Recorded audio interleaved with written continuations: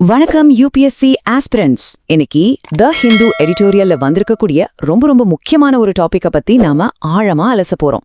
வரப்போற 2026ல இந்திய அரசியல்ல ஒரு பெரிய புயலையே கலப்ப போற ஒரு விஷயம் தான் இது. குறிப்பா உங்க ஜிஎஸ் பேப்பர் 2க்கு இது ரொம்பவே முக்கியம். சரி, வாங்க நேரடியா விஷயத்துக்குள்ள போலாம். பாருங்க, இந்த ஒரு கேள்வியில தான் நம்மளோட இன்னிய முழு விவாதமுமே அடங்கியிருக்கு. யோசிச்சு பாருங்க, ஒரு மாநிலம் நம்ம நாட்டோட கொள்கையை ஏத்துக்கிட்டு ரொம்ப சிறப்பா செயல்பட்டு மக்கள் தொகையை கட்டுப்படுத்துது, கல்வி சுகாதாரம்னு எல்லாத்துலயும் முதலீடு செய்யுது. ஆனா இதனால பார்லிமெண்ட்ல அவங்களோட குரல் குறையுது, அவங்களோட அரசியல் பலம் குறையுதுன்னா அது அவங்களுக்கு கிடைச்ச பரிசா இல்ல தண்டனையா? இந்த ஒரு கேள்விதான் இன்னைக்கு தென்னிந்திய மாநிலங்களை ரொம்பவே யோசிக்க வச்சிருக்கு. இந்த முக்கியமான விஷயத்த தெளிவா புரிஞ்சுக்க நாம ஒரு படிப்படியா போக போறோம். முதல்ல இது ஏன் ஒரு தண்டனை மாதிரி பார்க்கப்படுது, இந்த தொகுதி மறுவரையறை பிரச்சனைனா என்னன்னு பாப்போம். அதுக்கப்புறம் தென்னிந்திய மாநிலங்களோட கவலைகள் என்ன, அதுக்கு என்ன தீர்வுகள் இருக்கு, கடைசியா உங்க யூபிஎஸ்சி தேர்வுக்காகவே ஒரு ஸ்பெஷல் டூல் கிட், அப்புறம் ஒரு முழுமையான பதில் எப்படி எழுதுறதுன்னு எல்லாத்தையும் விளக்கமா பார்க்கலாம். சரி, முதல்ல பேசிக்ஸ்ல இருந்து ஆரம்பிக்கலாம். இந்த தொகுதி மறுவரையறை, அதாவது டீலிமிட்டேஷனா என்ன, இது ஏன் இப்போ இவ்ளோ பெரிய விவாத பொருளா மாறியிருக்கு? வாங்க, இதோட வரலாறு என்ன, அரசியல் அமைப்புல இதோட முக்கியத்துவம் என்னன்னு கொஞ்சம் விரிவாக பார்ப்போம். தொகுதி மறுவரையறை, அதாவது டீலிமிட்டேஷன், இது நம்ம ஜனநாயகத்தோட ஒரு முக்கியமான கொள்கையான ஒரு வாக்கு ஒரு மதிப்பு, அதாவது ஒன் வோட் ஒன் வேல்யூவை உறுதி செய்யற ஒரு விஷயம். ரொம்ப சிம்பிளா சொல்லணும்னா, கன்னியாகுமரியில இருக்கிற ஒரு எம்பியும் சரி, காஷ்மீர்ல இருக்கிற ஒரு எம்பியும் சரி, ரெண்டு பேருமே கிட்டத்தட்ட ஒரே அளவு மக்களை தான் பிரதிநிதித்துவப்படுத்தணும். அப்போதான் ஒவ்வொருத்தரோட ஓட்டுக்கும் சமமான மதிப்பு கிடைக்கும். நம்ம அரசியல் அமைப்போட பிரிவு 82 படி ஒவ்வொரு சென்சஸ்க்கு அப்புறமும் ஒரு டீலிமிட்டேஷன் கமிஷன் அமைச்சு இந்த வேலையை செய்யணும். இது உங்க ஜிஎஸ் பேப்பர் 2 பாலிட்டியில ஒரு முக்கியமான டாபிக். இந்த பிரச்சனையின் ஆணிவேர் எங்க இருக்குன்னு புரிஞ்சுக்க இந்த டைம்லைன் நமக்கு உதவும். பாருங்க, 1970கள்ல இந்தியாவோட மக்கள் தொகை பயங்கரமா பெருகிட்டு இருந்துச்சு. அப்போ சென்ட்ரல் கவர்மெண்ட் குடும்ப கட்டுப்பாடு திட்டங்களை ரொம்ப தீவிரமா கொண்டு வந்தாங்க. தமிழ்நாடு, கேரளா மாதிரியான மாநிலங்கள் இதுல ரொம்ப நல்லா பெர்ஃபார்ம் பண்ணாங்க. ஆனா அவங்களுக்கு ஒரு பயம் வந்துச்சு, ஐயோ நம்ம மக்கள் தொகையை கட்டுப்படுத்திட்டா பார்லிமெண்ட்ல நம்ம சீட் குறைஞ்சிடுமே அப்படின்னு. அவங்களோட இந்த நியாயமான கவலையை புரிஞ்சுக்கிட்டு குடும்ப கட்டுப்பாட்டை இன்னும் ஊக்குவிக்கிறதுக்காக 1976ல லோக்சபா சீட்ஸை 1971 சென்சஸ் அடிப்படையில 2001 வரைக்கும் முடக்கி வச்சாங்க. அதுக்கப்புறம் 2001ல 84வது சட்டத்திருத்தம் மூலமா இந்த முடக்கத்தை 2026 வரைக்கும் நீட்டிச்சாங்க. இப்போ நாம 2026 நெருங்கிட்டோம். தள்ளி போன 2021 சென்சஸ் முடிவுகள் 2028ல வரும்னு எதிர்பார்க்கப்படுது. அதுக்கப்புறம் நடக்க போற தொகுதி மறுவரையறைப்படி 2029 எலெக்ஷன் நடக்க வாய்ப்பிருக்கு. இங்கதான் 50 வருஷமா தூங்கிட்டு இருந்த ஒரு பூதம் திரும்பவும் முழிச்சுக்குது. இப்போ நம்ம விவாதத்தோட மையப்புள்ளிக்கு வரும். இந்த தொகுதி மறுவரையறை தென்னிந்திய மாநிலங்களுக்கு ஏன் ஒரு பெரிய கவலையா இருக்கு? அவங்களோட பயத்துக்கு பின்னாடி இருக்கிற உண்மையான காரணங்கள் என்ன? இந்த டேபிள்ல பாத்தீங்கன்னா முழு பிரச்சனையும் உங்களுக்கு கிறிஸ்டலா தெளிவா புரியும். ஒரு பக்கம் பாருங்க, 1971க்கு அப்புறம் தென்னிந்திய மாநிலங்கள் கல்வி சுகாதாரத்துல நல்ல முதலீடு செஞ்சு மக்கள் தொகையை வெற்றிகரமா கட்டுப்படுத்திட்டாங்க. ஆனா அதே நேரத்துல பல வட மாநிலங்கள்ல மக்கள் தொகை ரொம்ப வேகமா அதிகரிச்சது. இப்போ வெறும் மக்கள் தொகையை மட்டும் வச்சு தொகுதிகளை மாத்தி அமைச்சா என்ன ஆகும்? யோசிச்சு பாருங்க. உத்தரப்பிரதேசம், பீகார் மாதிரி அதிக மக்கள் தொகை இருக்கிற மாநிலங்களோட லோக்சபா சீட்ஸ் எண்ணிக்கை பயங்கரமா அதிகமாகும். ஆனா மக்கள் தொகையை கட்டுப்படுத்தின தமிழ்நாடு, கேரளா, ஆந்திரா போன்ற மாநிலங்களோட சீட் எண்ணிக்கை விகிதாச்சார அடிப்படையில குறையும். இது வெறும் எம்பி சீட் கணக்கு மட்டும் அல்ல, இது அவங்களோட அரசியல் பலத்தையே குறைக்கும். அது மட்டும் அல்லாம நிதி பகிர்வுல கூட இது பாதிப்பை ஏற்படுத்தும். ஏன்னா ஃபைனான்ஸ் கமிஷன் நிதியை பிரிச்சு கொடுக்கும்போது மக்கள் தொகைக்கு அதிக முக்கியத்துவம் கொடுக்கறாங்க. அப்போ நல்லா பர்ஃபார்ம் பண்ண மாநிலங்கள் அரசியல் ரீதியா மட்டும் அல்ல, நிதி ரீதியாகவும் பாதிக்கப்படுறாங்க. இது ஒரு தேசிய கொள்கையை ஃபாலோ பண்ணதுக்கு ஃபைன் போடுற மாதிரி இருக்கு இல்லையா? இந்த எடிட்டோரியலோட ஆசிரியர் சந்தோஷ் மேரோத்ரா கேட்கிற இந்த கேள்வி அவ்வளோ சக்தி வாய்ந்தது.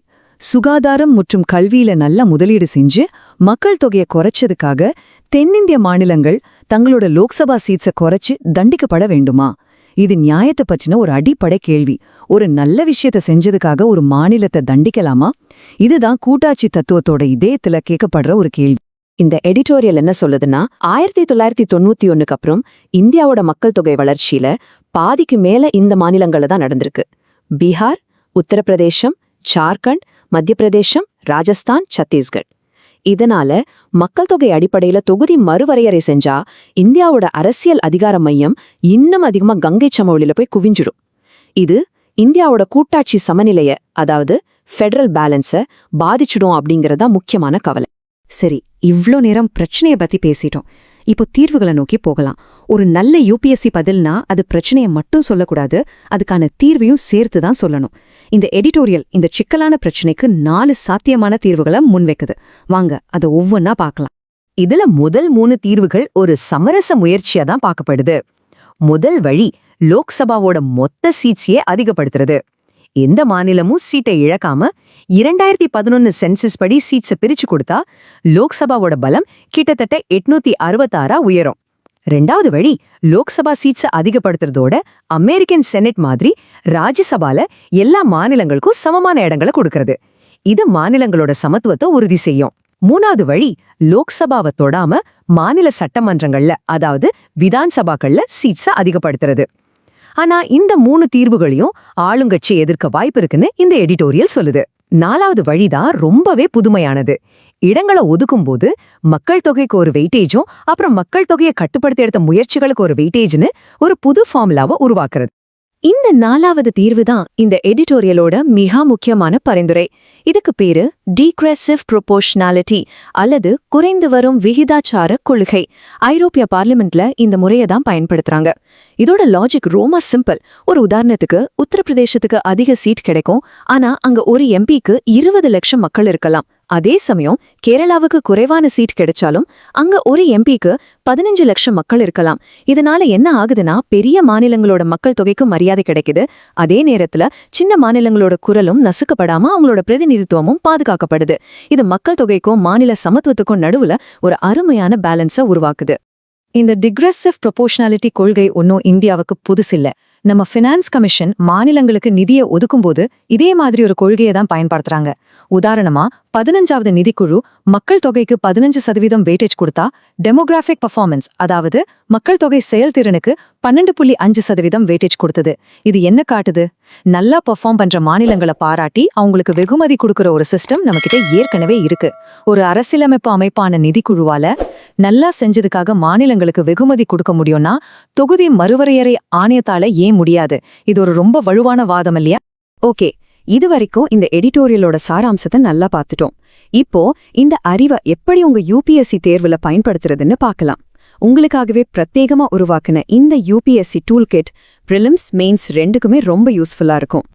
இந்த டாபிக்கை நீங்க ஒரே ஒரு கோணத்துல மட்டும் பார்க்கக்கூடாது. பல ஜிஎஸ் பேப்பர்களோட இதை கனெக்ட் பண்ணும். GS2ல தொகுதி மறுவரையறை எப்படி கூட்டாட்சி தத்துவத்தை பாதிக்குதுன்னு எழுதலாம். GS3ல நிதி கூட்டாட்சி, அதாவது ஃபிஸ்கல் ஃபெடரலிசம் மேல இதோட தாக்கம் என்ன, நல்ல வரி கட்டுற மாநிலங்கள் எப்படி பாதிக்கப்படுறாங்கன்னு விளக்கலாம். GS1ல இது எப்படி வடக்கு தெற்கு பிளவை அதிகமாக்கி பிராந்திய ஏற்றத்தாழ்வுகளை உருவாக்குதுன்னு ஒரு சோஷியல் ஆங்கிள் எழுதலாம். இன்டர்நேஷனல் ரிலேஷன்ஸ்ல ஐரோப்பிய ஒன்றியத்தோட டிக்ரெசிவ் ப்ரொபோர்ஷனாலிட்டி முறையை ஒரு தீர்வா முன்வச்சு உங்க பதிலுக்கு கூடுதல் மதிப்பு சேர்க்கலாம். உங்க மெயின்ஸ் பதில்லையோ இல்ல கட்டுரையிலேயோ பயன்படுத்தக்கூடிய ஒரு பவர்ஃபுல்லான வரி இது. தேசிய இலக்கை அடையறதுக்காக உழைக்கிறது ஒரு தண்டனையா மாறக்கூடாது. இந்த ஒரு லைனை உங்க இன்ட்ரடக்ஷன்ல இல்ல கன்க்ளூஷன்ல பயன்படுத்தினா உங்க பதிலுக்கு ஒரு தார்மீக பலம் கிடைக்கும். இது கொஞ்சம் டெக்னிக்கலான வரி, ஆனா உங்களோட ஆழமான புரிதலை காட்டக்கூடியது. தீர்வுகளை பத்தி எழுதும்போது குறைந்து வரும் விகிதசார கொள்கை மக்கள் தொகை அளவுக்கும் மாநில சமத்துவத்திற்கும் இடையே ஒரு சமநிலையை உறுதி செய்கிறது அப்படின்னு குறிப்பிடுறது உங்க பதில் ரொம்ப தரமானதுன்னு எக்ஸாமினருக்கு புரிய வைக்கும். பிரிலிம்ஸை பொறுத்த வரைக்கும் இந்த டாபிக்ல இருந்து சில ஃபேக்ட்ஸ் அடிப்படையிலான கேள்விகள் வரலாம். டீலிமிட்டேஷன் கமிஷன் ஒரு ஸ்டாட்யூட்டரி பாடியா இல்ல கான்ஸ்டிடியூஷனல் பாடியா? அதோட பரிந்துரைகளை கோர்ட்ல சேலஞ்ச் பண்ண முடியுமா? 84வது சட்ட திருத்தம் எந்த வருஷ சென்சஸை அடிப்படையா வச்சது?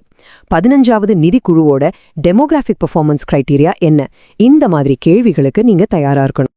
இப்போ எல்லாத்தையும் ஒன்னு சேர்த்து இந்த டாபிக்ல ஒரு மெயின்ஸ் கேள்வி கேட்டா அதுக்கு எப்படி ஒரு முழுமையான கட்டமைக்கப்பட்ட பதிலை எழுதுறதுன்னு பார்க்கலாம். நான் உங்களுக்கு ஒரு step by step framework தரேன்.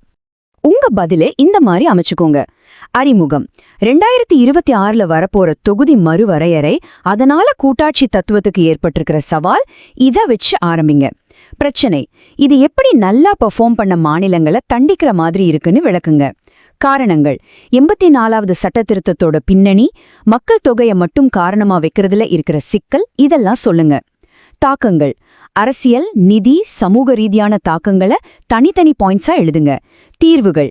தலையங்கத்துல சொன்ன டீக்ரெசிவ் ப்ரொபோர்ஷனாலிட்டி கொள்கைய ஒரு நல்ல தீர்வா முன்வச்சு அது எப்படி ஒரு பேலன்ஸ கொண்டு வரும்னு விளக்குங்க.